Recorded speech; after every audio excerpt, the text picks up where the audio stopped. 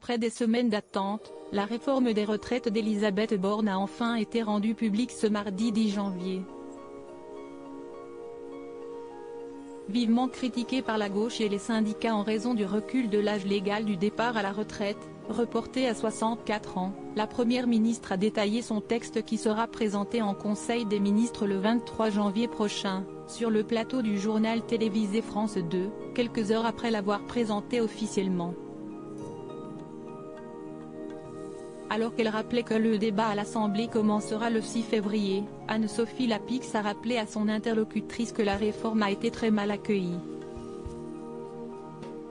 Nous avons eu beaucoup de discussions avec les organisations syndicales et patronales, a expliqué Elisabeth Borne. Dans les déclarations de ce soir, j'ai l'impression que les syndicats doivent encore regarder plus précisément le texte parce que je pense qu'on répond à des demandes qui sont formulées par certains depuis longtemps. Sans ménagement, Anne-Sophie Lapix a alors lancé, tranchante, pour l'instant, c'est un rejet. L'occupante de Matignon a continué à défendre son projet en soulignant qu'il y a des avancées, des mesures de justice et des progrès tels qu'une accélération sur la durée de cotisation, une prise en compte de la révalorisation des minimums des pensions et un décalage à 64 ans décidé pour équilibrer les demandes. N'en démordant pas, la journaliste a ensuite pointé que 8 Français sur 10 ne veulent pas de cette réforme des retraites et qu'il y aura une grosse mobilisation le 19 janvier contre le projet. Ce à quoi Elisabeth Borne a répondu, « Je suis convaincue que nous proposons un projet qui, certes, est un projet d'équilibre et donc demande de travailler progressivement plus longtemps, mais il y a vraiment des avancées où l'on tient compte des situations de ceux qui ont commencé à travailler tôt ou de ceux qui ont des métiers difficiles, il y a des avancées sur les pensions des futurs retraités, donc moi je souhaite convaincre. » La Première ministre ne semble donc pas prête à changer l'âge de départ à la retraite.